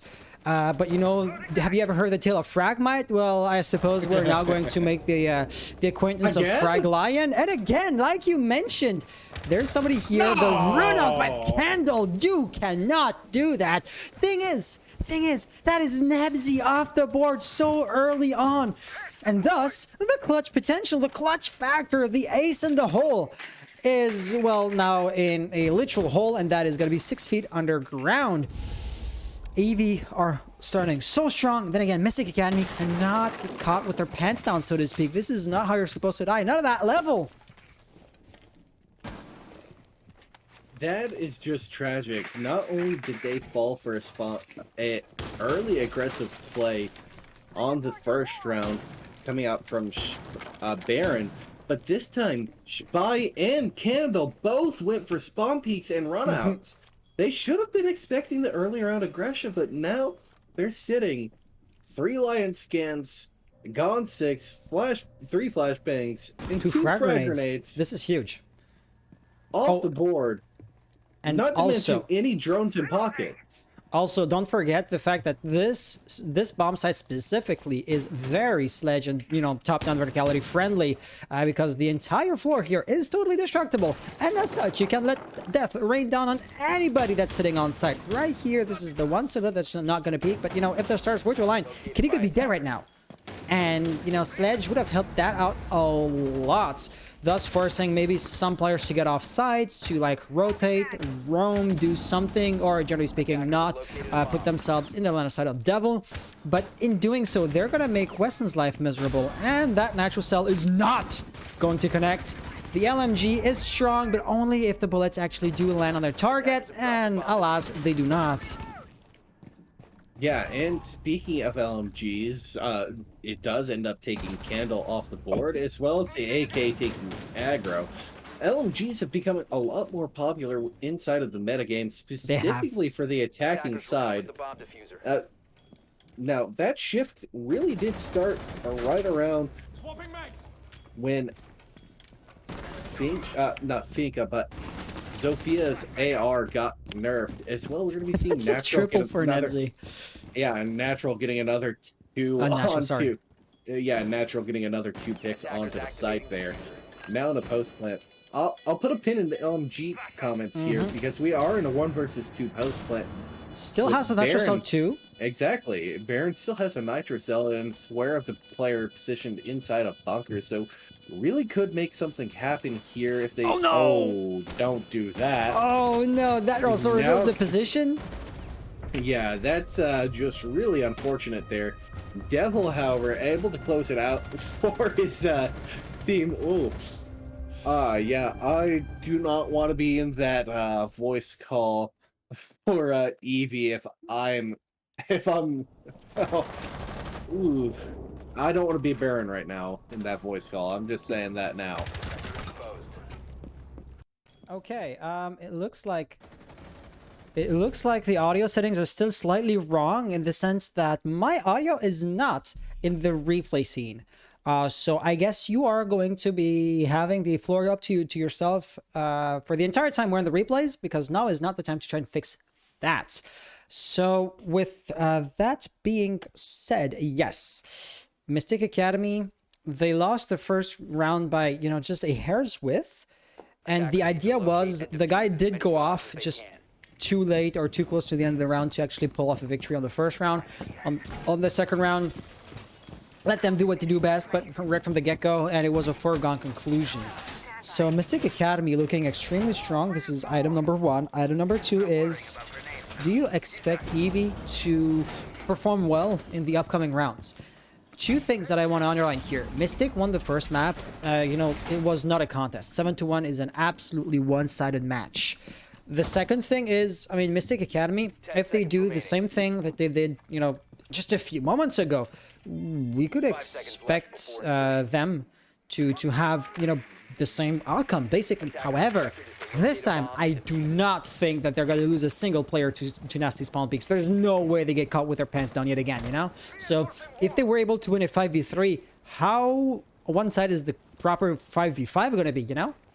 I just want to point out right now, there is currently someone on stage window, and I think they potentially just got a yellow ping on them.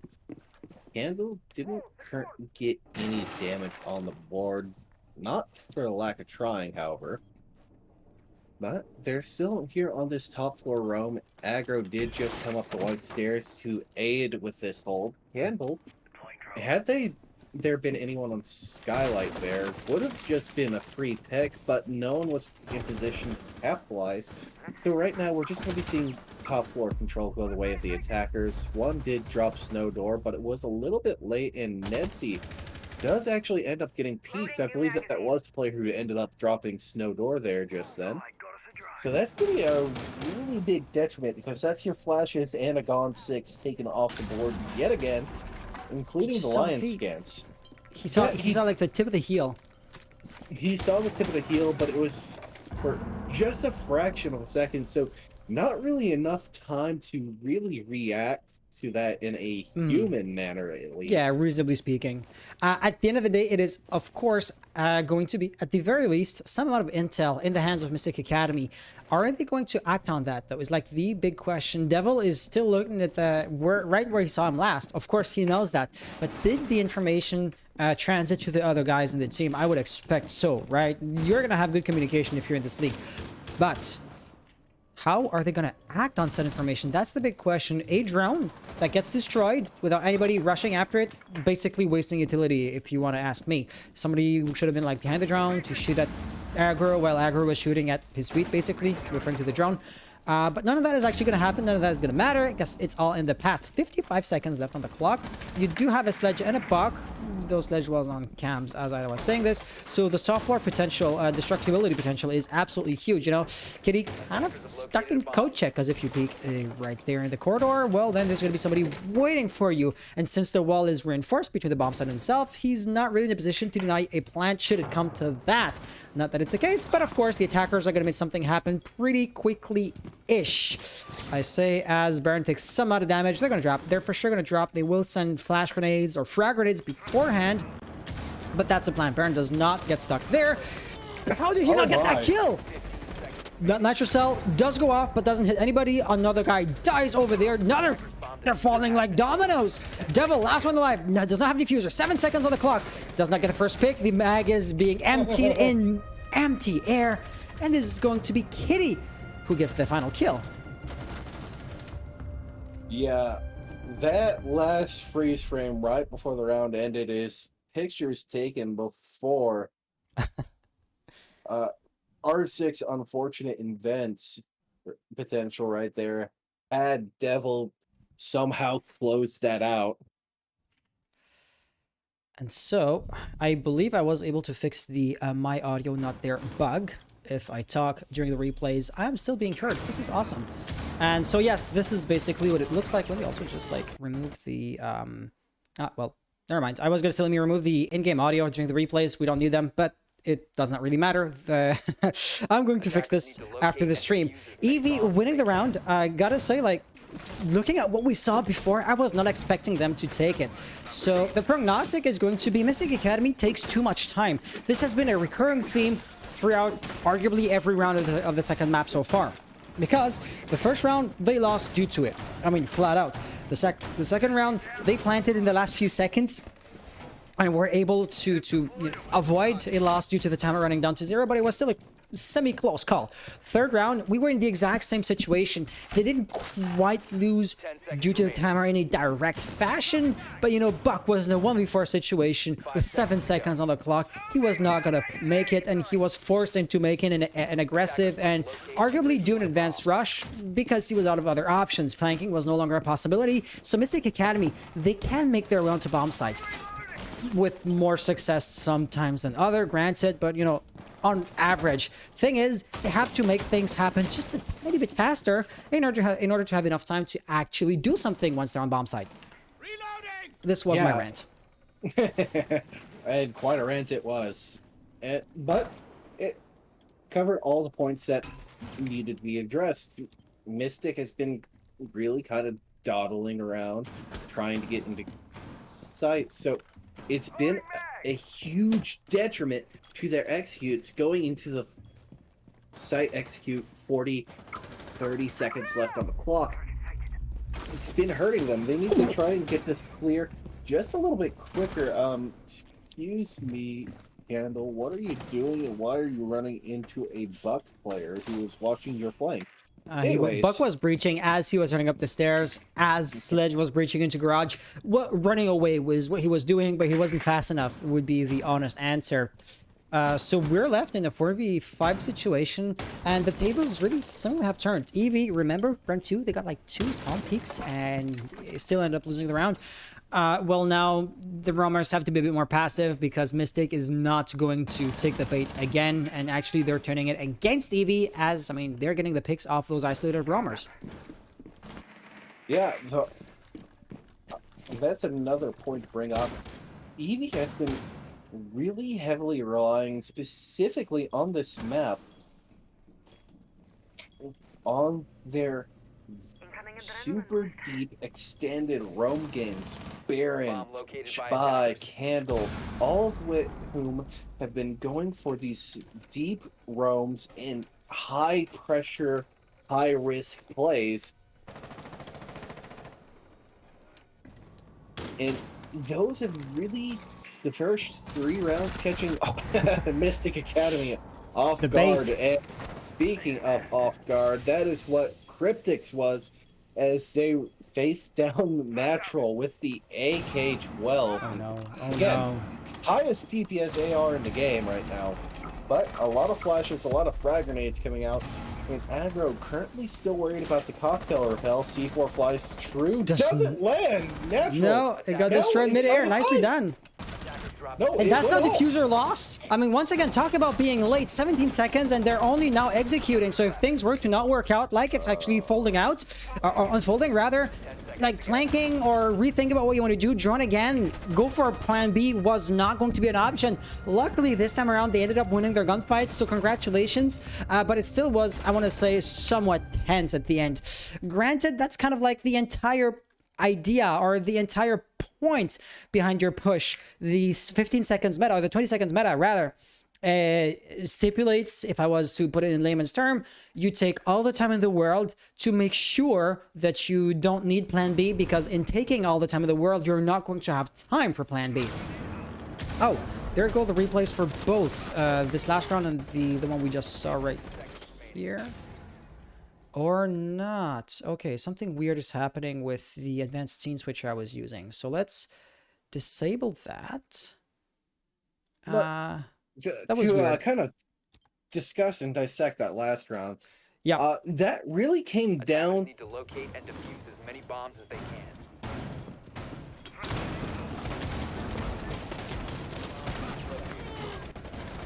15 seconds remaining. Attackers, diffuser has been dropped. 10 seconds to go. Discover the location of a bomb. 5 seconds remaining.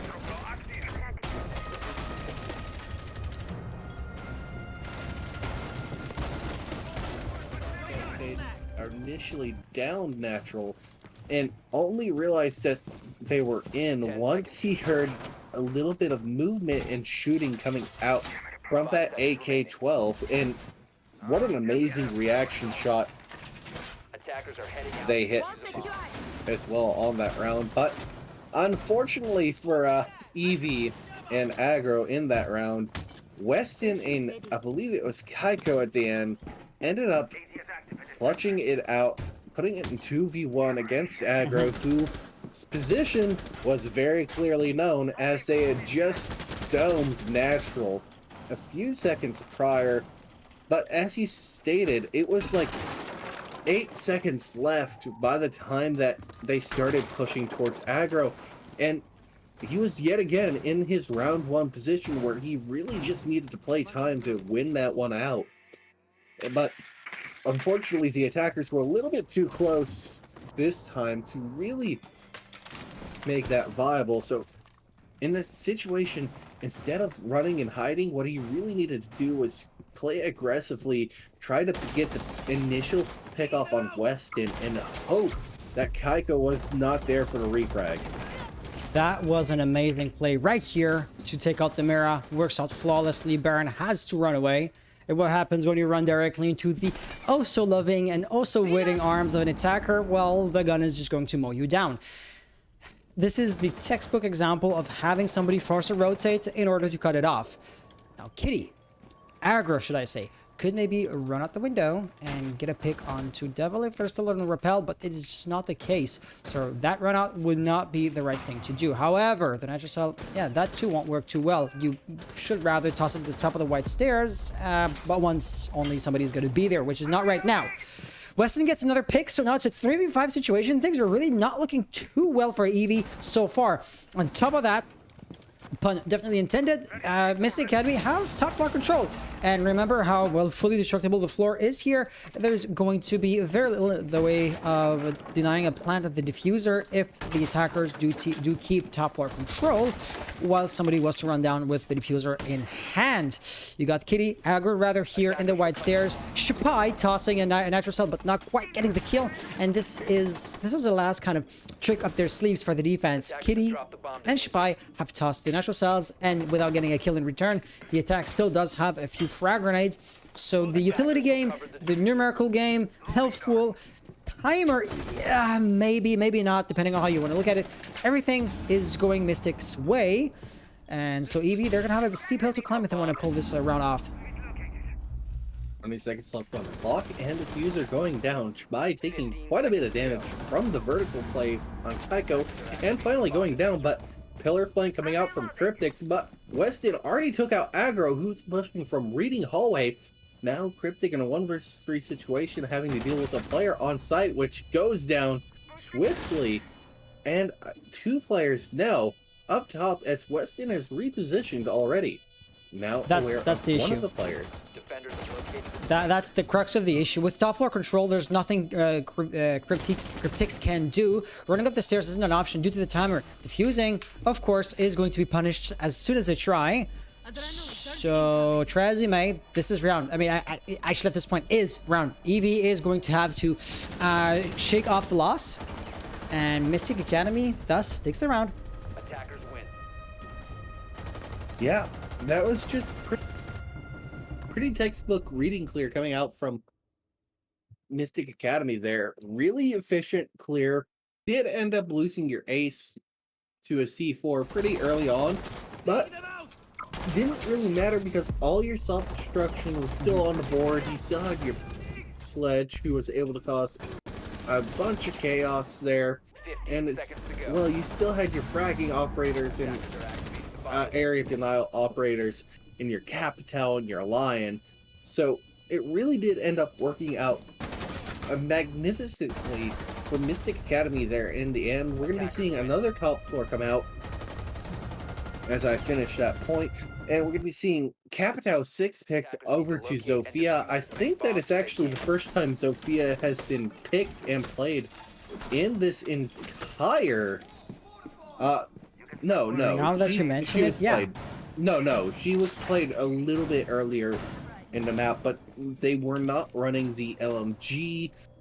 They were running the assault rifle. So whether or not Devil is going to be a Devil and run the LMG is yet to be seen.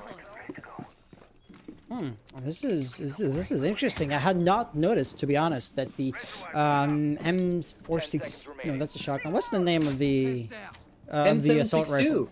M762. Okay, I thought it was like the Mossberg shotgun. I'm getting confused with those like weird numerical, seemingly arbitrary numbers names. Kitty trying to go for the spawn peek, trying for the very last opportunity to catch somebody with their pants down, so to speak.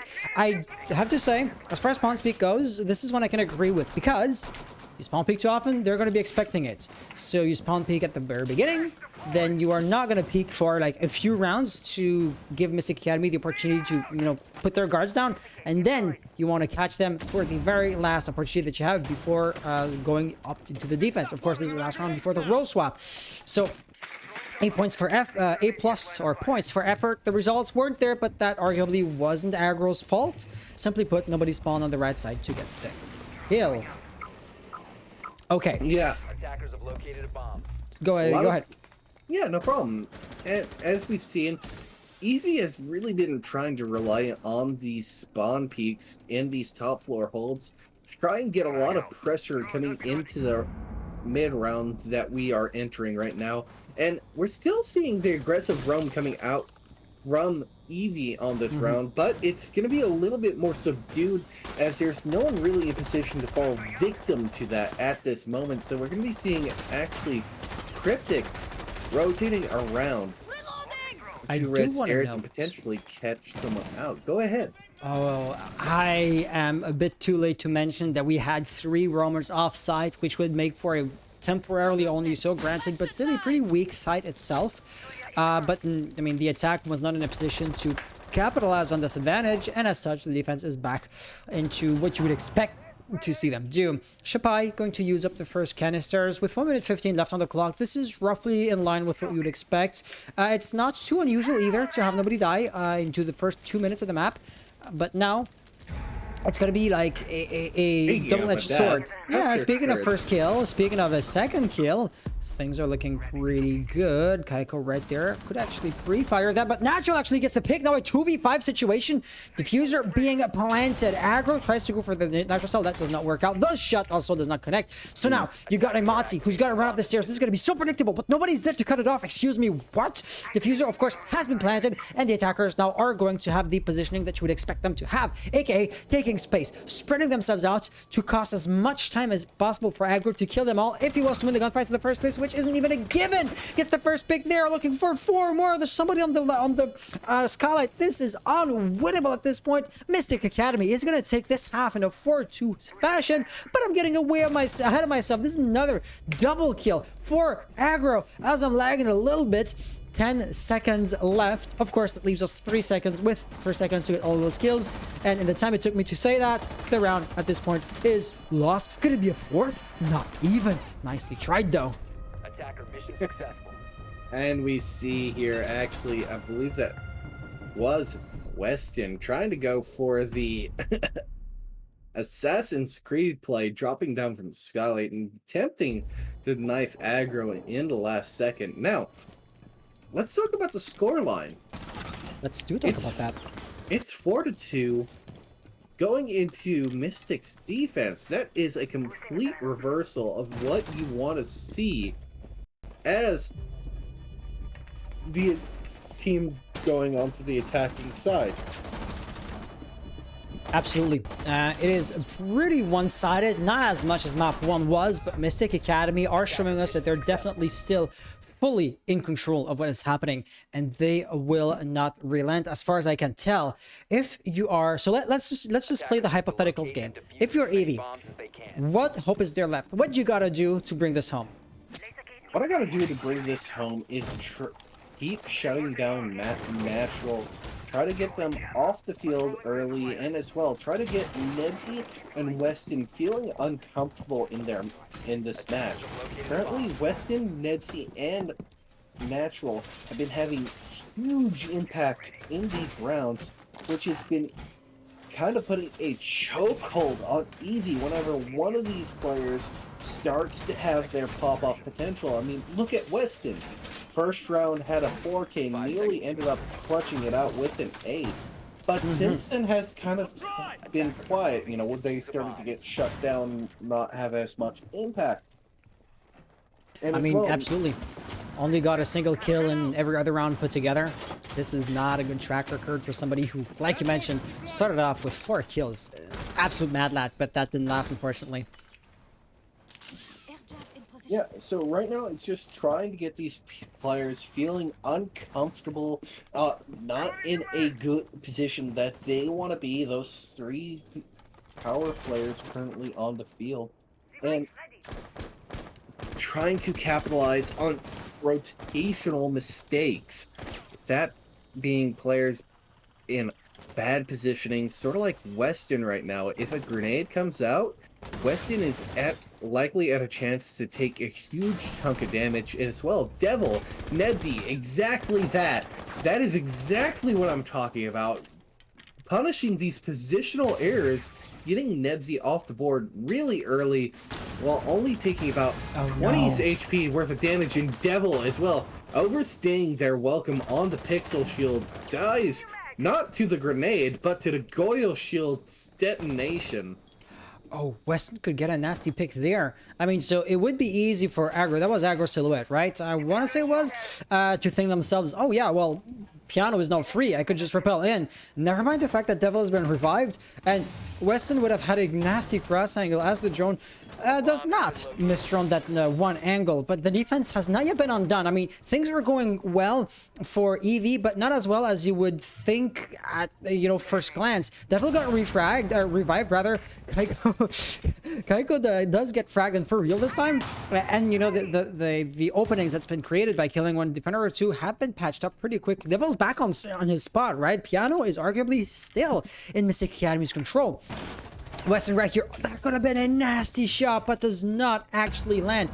Natural gonna line up just like Devil did in a 1v5 situation now. This gun, I gotta say, does not have a great firepower, but it only takes one bullet to the face like that was Kettle just found out. Shapai is going to make the same mistake and get their metaphorical hand burned in the exact same fashion. Full red pings coming in, full intel for Natural, but the diffuser is being planted to the left. He flicks, but does not pull the trigger. Yeah, that round really did come down to those two early pickoffs that Eevee got, not only on Nebsy, but as well putting Devil in a position that they really didn't want to be in, having to hold Piano alone and without the support of your other teammate, which ended up making them overstay their welcome, stay a little bit too long on low HP at that, and end up being caught out and grenaded in the end.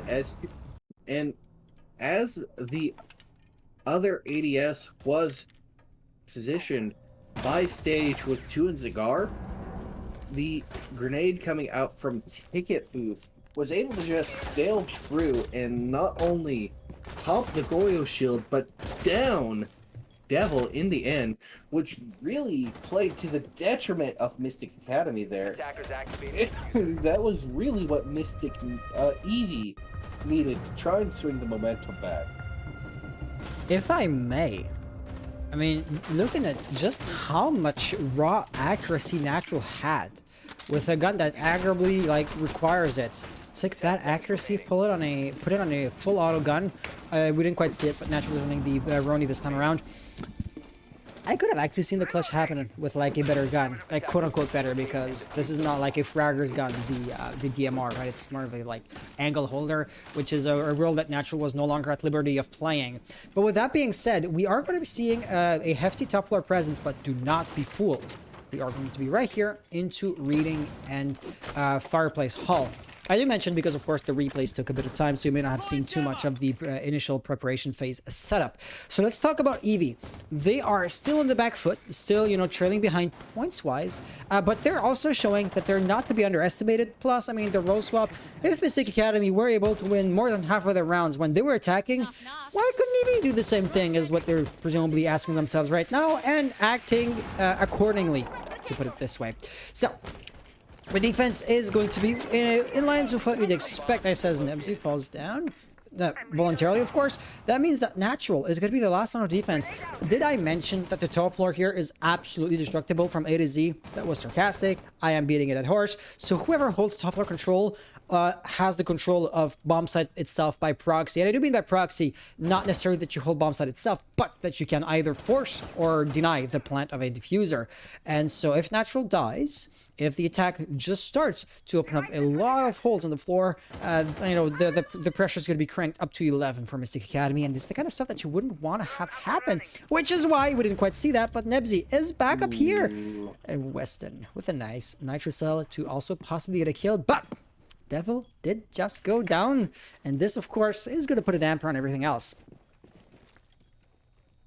Yeah, no, and Devil going down is actually pretty pivotal since he was one of the site anchors, now having only Nebsy and Natural playing up top, with Weston and Kaiko trying to hold it down as their train push is attempting to come out. You can see Weston take a little bit of chip damage as that mute jammer is being cleared off.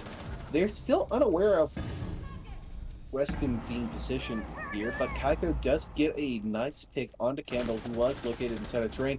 And what an amazing shot by Natural to get Candle holding from stage. Spy as well getting picked off by Natural, but Aggro does end up getting the late refrag onto Kyoko, who was holding over by White Stairs. Now a 3 versus 2 with 30 seconds left on the clock. Natural still playing over by New Hatch, and Bomb located we're going to by be seeing a attackers. pinch onto Reading here. But Baron, the unaware Pulse, now coming into effect and springing into action from their lurk position. Aggro now down 10 to seconds just left. about 30 to 40 HP. Attackers In a recovered 1 the bomb versus 2 diffuser. situation, being 5 seconds forced to plant here. Gonna be waiting out those 4 seconds, and by the time Natural He gets might do here, it. it's gonna be 0-0-0, and he's gonna end up just No. get murked here. Not enough time to get the diffuser down. Had he been maybe, instead of pushing towards pillar door and towards the bookcase near pillar wall, he could have potentially gotten that bomb down, taken out, I believe it was Nebsy on the Jaeger. Yes, Nebsy on the Jaeger. And had a good fighting chance against Natural coming in from pillar, but that didn't happen. And we're now sitting down at 3 to 5. Mystic is up. And right now, Bomb Eevee located is by attackers. looking down the barrel of a potential match point.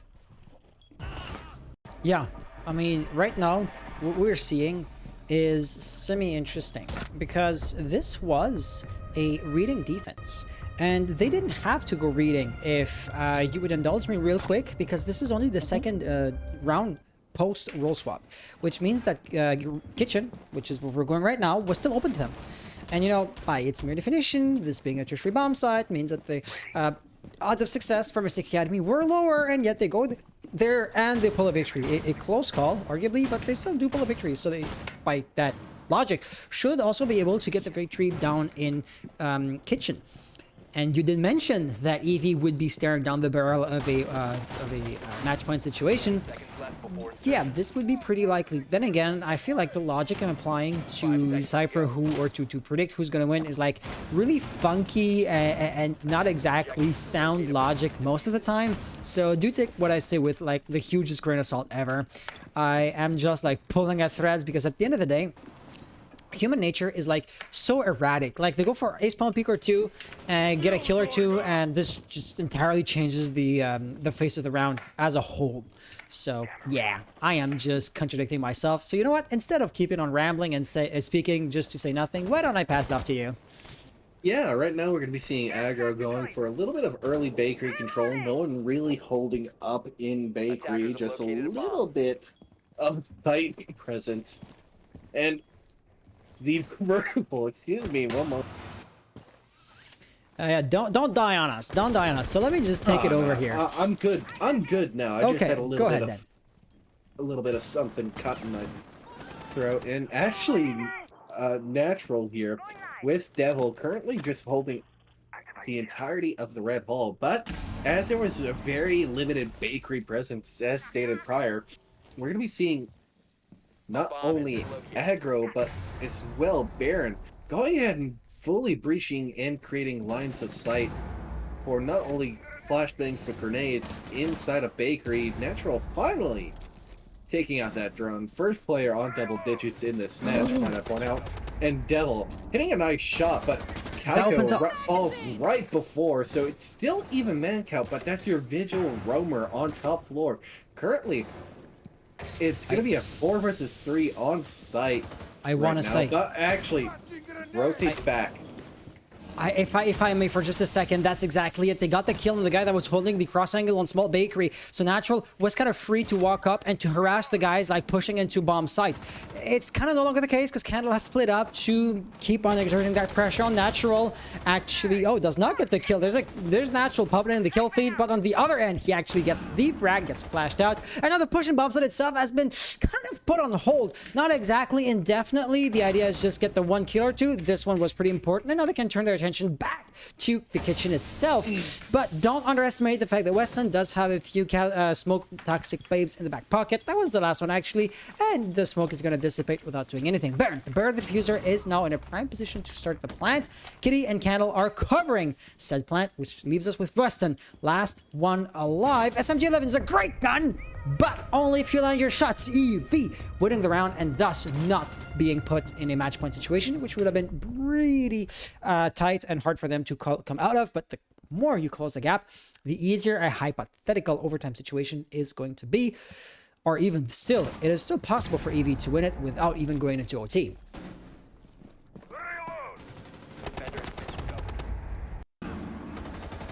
Are you still with us? Apologies, I was having another coughing fit and forgot to unmute my mic. Got it. Well, you're back. You're with it. Yeah, You're with us. That's all that matters. I still have a little bit of schmutz stuck in my throat. I'm trying to get that cleared out.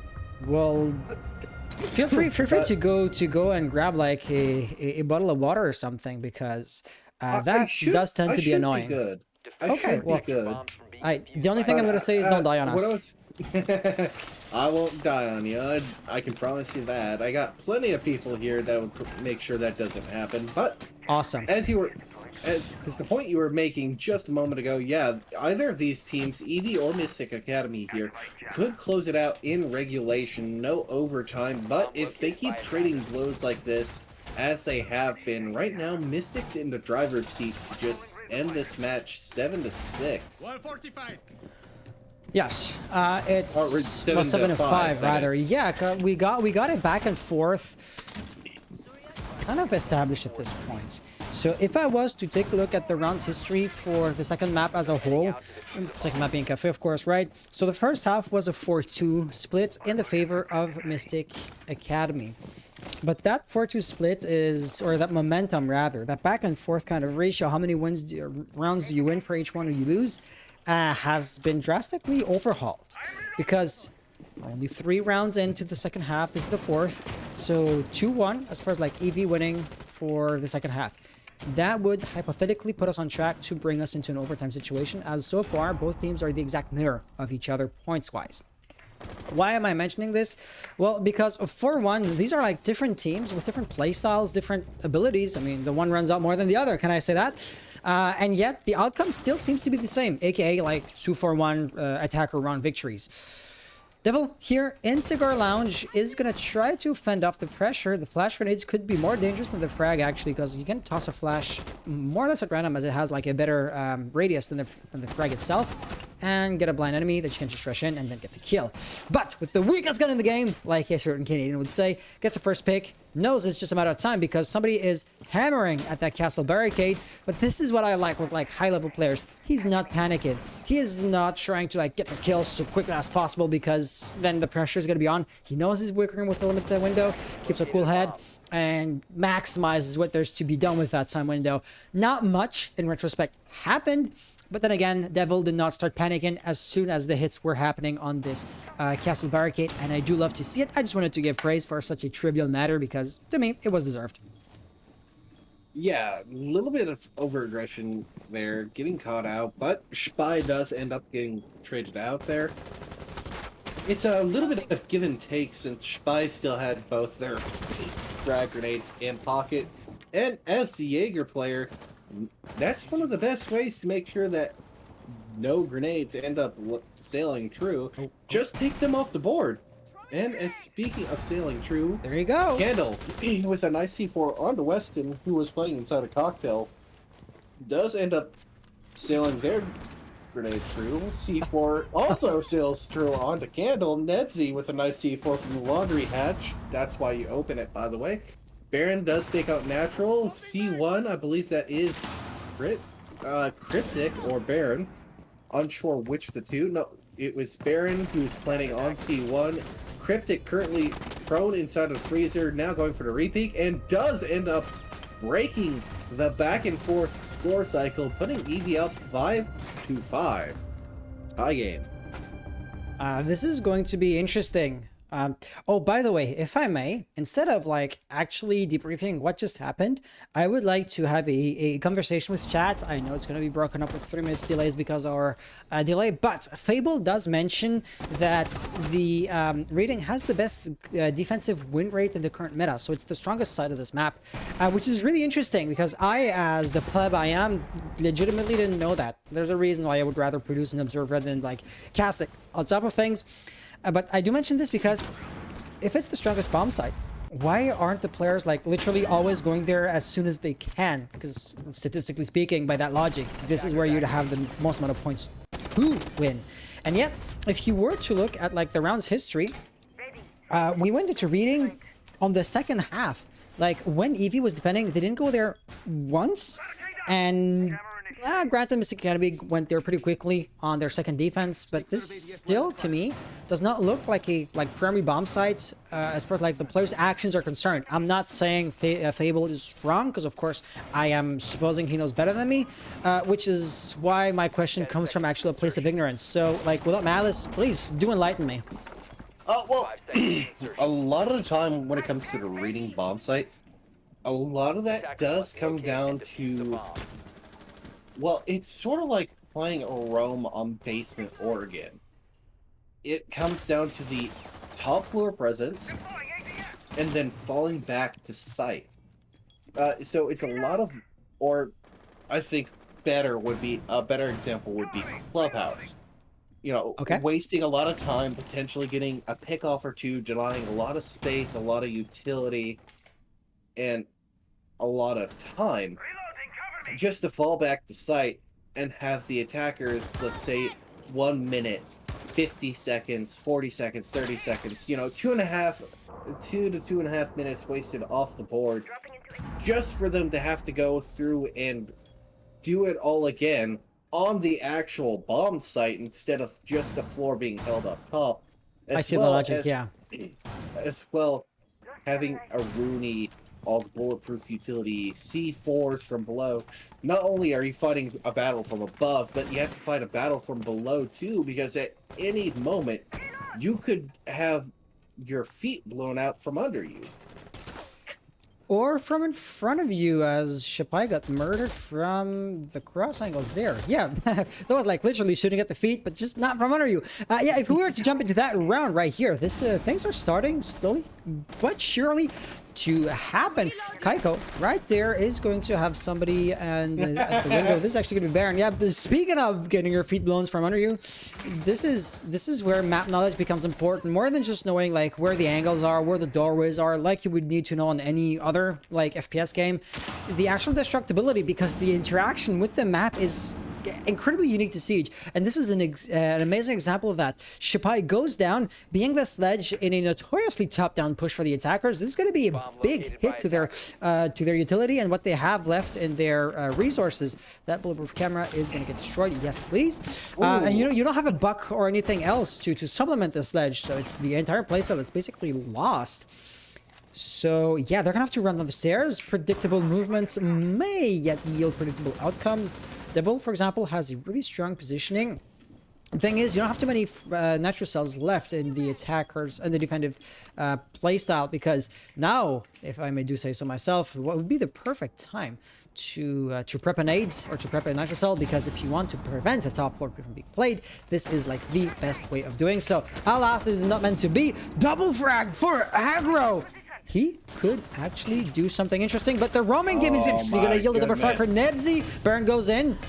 Nebsy gets a triple in total. They're both stunned by the air job, but it does not matter. Nebsy comes in. Was that 4 kills in total? I want to say it was. Yeah, it was. Wow, Nebsy, MVP of the round. Nebsy having quite a bit of impact in this match here. Just specifically in the past few rounds. It's sort of like when Weston started to pop off last map. He had that 4K after having a relatively quiet match, and then he started to just really put pedal to the metal and have non-stop pressure. It's really, really eye-opening to see how this team is starting to adjust to the way Eevee has been playing on their attacking side. And we're going to be seeing Kitchen being held here now. We're going to be seeing similar, but not the same lineup. Instead of having the Vigil as Kaiko, we're going to be seeing him on the Thunderbird instead, potentially help out Nebsy, who ended up going down pretty early on, but was not able to be picked up after being held for an entire round by, I believe it was either no, it was Cryptic who downed them and held 10 that seconds to insertion. cutoff angle the entire time.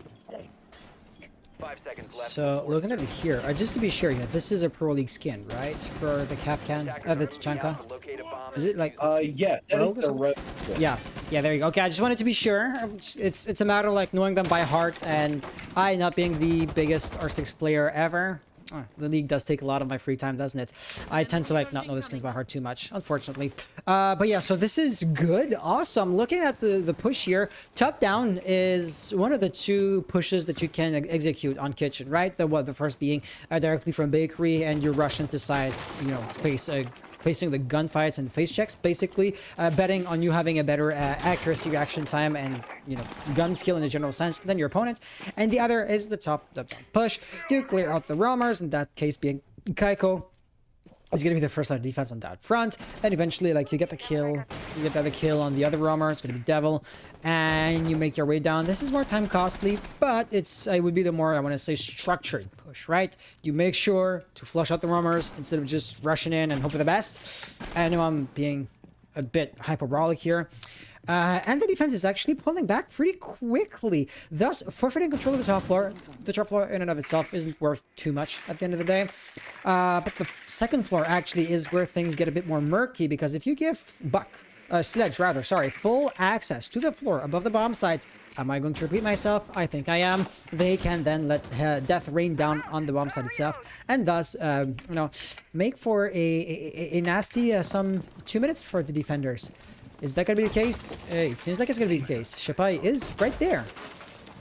Yeah, Spy currently just getting some rotates set up for a little bit of better maneuverability on the top. And now moving in to work on the vertical, just really getting it set up right now. Checking red stairs for a flank, but currently air jab is positioned there, so it doesn't have to really worry about it. Candle and Cryptic taking just a tiny bit of fire damage from the Tachanka, I do believe. Attackers have located a bomb. I couldn't tell you. Oh yeah, well, if that's not fire damage, I don't know what is. Kaiko taking a lot of actual bullet damage from Crypty. And this is where things are going to become a bit more problematic, because just like you mentioned, right? You got the guys up top, so they're cutting off the rotations. But if the guys on the first floor, this once again going to be like Kitty, no, not the other ARX, Crypty. If these guys come in and they put the pressure, and the guys on Mystic Academy cannot move out because there's somebody above, sitting ducks are notoriously easy to kill off. And just like we saw here with Devil, the fire from Tachanka can yet be a game changer with only 10 seconds left on the clock. Nebsy gets a pick. They're all lining up, actually. Holy what? This is... What? Nebsy and Natural with an amazing hold there to end up closing out the match 7-5.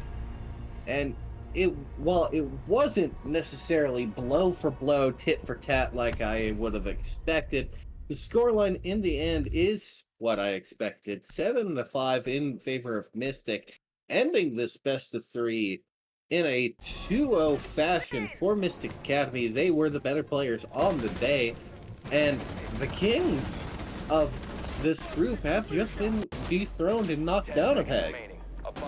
It looks like they were. There again, Nebsy with the area denial and spray down coming out from Natural there. Too much DPS for Eevee to handle in the round, and because they were funneling all through a single doorway, ends up just being complete and utter disaster for them in the end. And wow, just what a round coming out from Natural and Nebsy there to not only cinch it out in that kind of fashion, but as well do so in a 2 versus 4.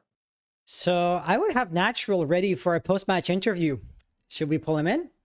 I think we should. Go right ahead. Awesome. Welcome, Natural. How are you doing? Hello. I'm doing good. Coming off a pretty that was a good game. That was a good game. Why is my I want to timer say it so was a good cool? game. Yeah.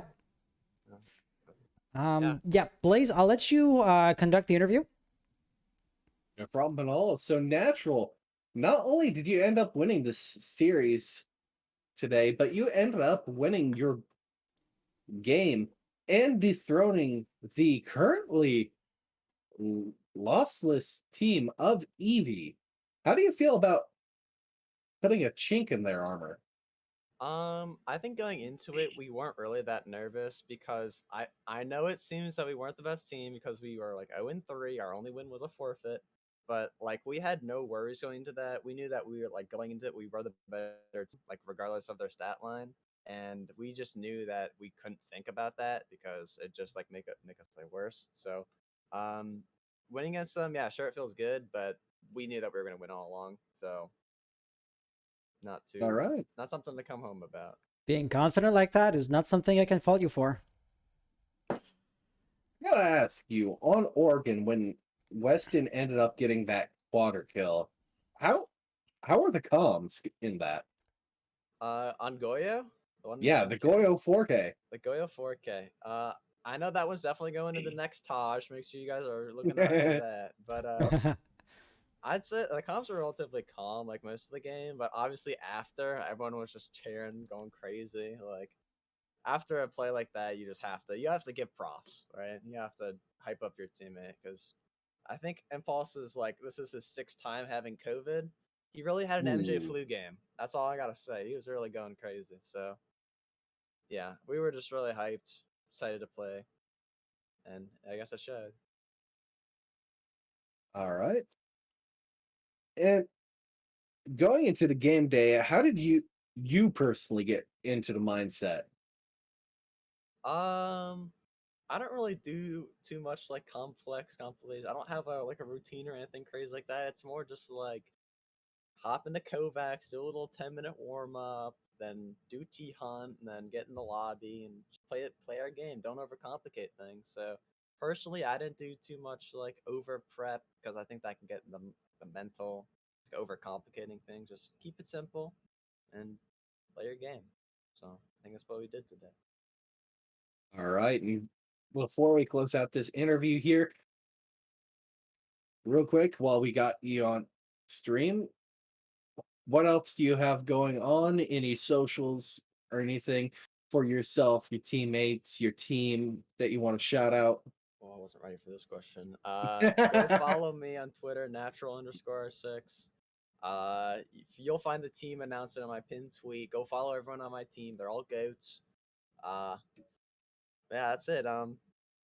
We're doing SCS quals this weekend. Go tune into that. That should be fun. Best luck with that. Yeah, thank you. And yeah, hey, you'll catch us in the next DAL game for sure. All We righty. we can't will wait. catch you. Awesome. Yeah. So with that being said, thank you so much for joining in. We won't keep you on for too long. After all, you kind of already gave us 2.5, 3 hours of your night. So do take the night. I'd say it would be a small thing, but still, you can celebrate the victory, right? The victory tweets, the ranking in the GGs and everything. So congratulations, and we'll see you next week. And yeah, with that being said, man, have an amazing rest of the night. Yeah, see you guys. Take care. All right, see you, man. All righty. And so with that being said, Blaze, the next match that we are going to have is going to be tomorrow on this very same channel. Of course, it will be on this channel, between Eevee and Valor's GG. So this was Alrighty. Eevee is going to make a return appearance, basically. Valor's GG being the this is their match from round 4. So as I said, this match that we just played was from round 3 because of the fact that we were not forcing the players into like a rushed game during the holidays, so it got pushed back up until now. And yep, that's pretty much all I gotta say. Blaze, just like you invited the players to do you want to shout yourself out or maybe like hype up your Twitter or anything like that? Because just like the players, you also did give me some 2.5 hours of your time tonight. Yeah, no problem. If you want to see what I'm doing or inside of the Twitter space, anything like that, follow my Twitter. It's at the Blaze482 on Twitter. It's going to be Blaze482 on Twitch. I'm sure if you've been in chat, you've seen me kind of interacting with some of you throughout the I did night. see you. Yep, I did see that. And for anything else, you can just ask me for some information. I'm more than willing to give out my Discord to people. But I've been Blaze. This has been Hans tonight. Thank you for tuning in for the Digital Athletes League matches tonight. And you all have a great evening. See you tomorrow. Bye.